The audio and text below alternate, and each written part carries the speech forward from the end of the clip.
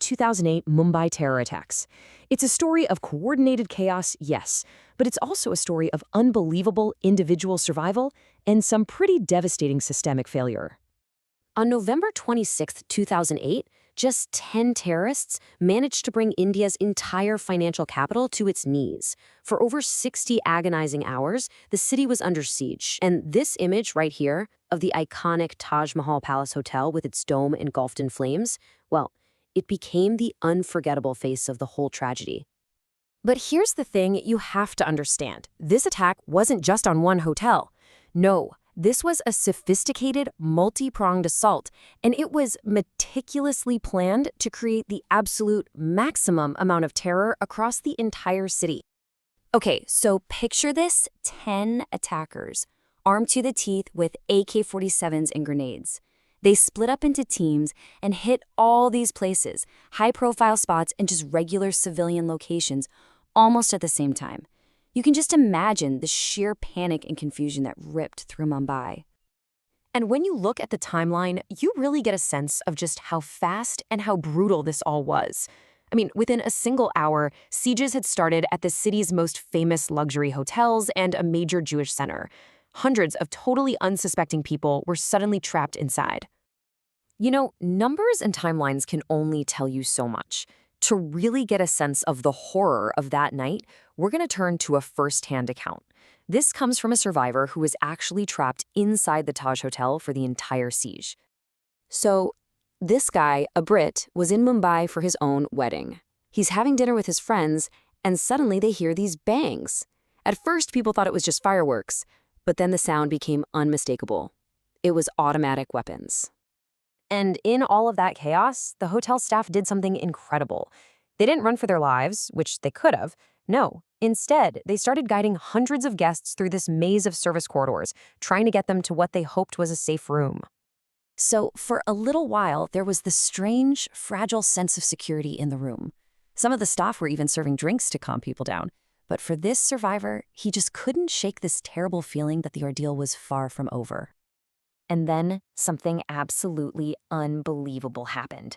A politician who was hiding in the room with them gets on the phone with a live news channel, and in a moment of, I don't know, madness or panic, he tells the reporter exactly where they are hiding, live on air. You can just imagine the feeling in that room. Word starts spreading through text messages from family members watching the news at home. That tiny bit of hope they had just vanished. It was replaced by this sheer terror, knowing their hiding spot was now completely compromised. So, with their location now broadcast to the world, the hostages in the chambers were basically sitting ducks. They were right in the line of fire, and a terrifying all-night siege was about to begin. The staff, still trying to save everyone, organized this desperate escape attempt through the kitchens. But as they started to file out, the terrorists, who now knew where they were, opened fire. A stampede erupted, forcing everyone back into the room as this deadly firefight just raged right outside their doors.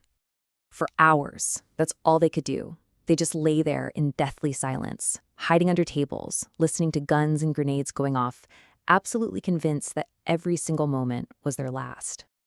So when help finally arrives at dawn, you'd think it would be a huge relief, right? But when guests got out of there alive, well, that wasn't just luck. It was the direct result of some truly extraordinary heroism, both from the hotel staff and from the security forces who fought to save them. And it really begs the question, right? Why didn't the Taj employees just run? They knew that building inside and out, all the secret exits. They could have saved themselves.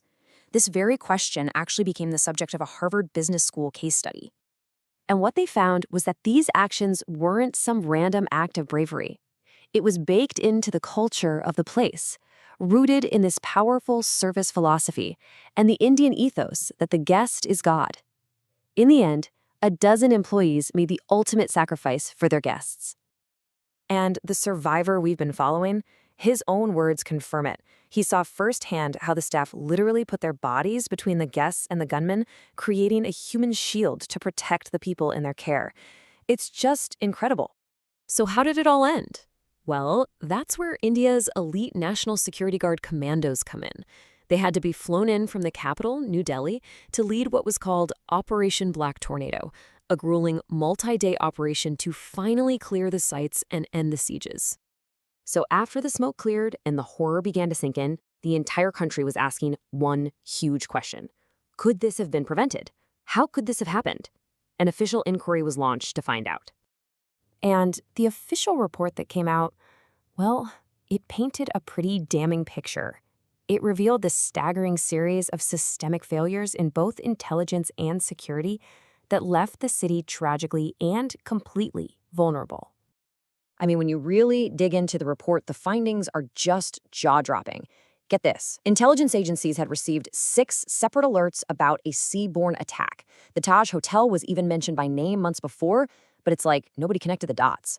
The committee found total confusion with these life-or-death alerts just being mechanically forwarded without any clear instructions. And to make it all worse, when the attack actually started, the first police on the scene were sent in with WW2-era rifles. They were totally outgunned. And what this all boils down to is a massive logistical failure. Mumbai's own police were basically left as cannon fodder for hours because the nation's entire elite counter-terrorism force, the NSG, was based in the capital, New Delhi. They had to be flown in, costing precious hours, and of course, precious lives. You know, when you look back, the whole story is this tragic mix of catastrophic institutional failure and just the most profound individual bravery. When all the official systems broke down, ordinary people became heroes. It really leaves you with a critical question, doesn't it? When our systems fail us, how much does our survival depend entirely on the courage and humanity of complete strangers?